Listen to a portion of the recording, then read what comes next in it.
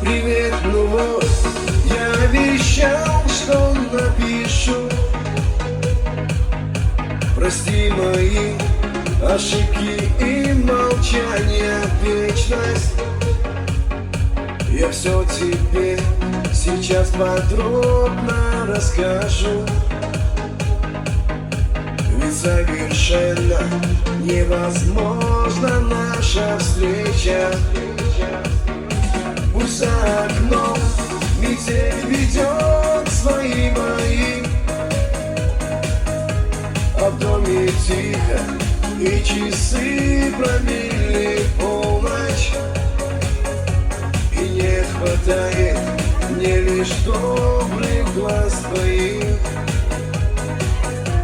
И телефон молчит, не слышу я твой голос.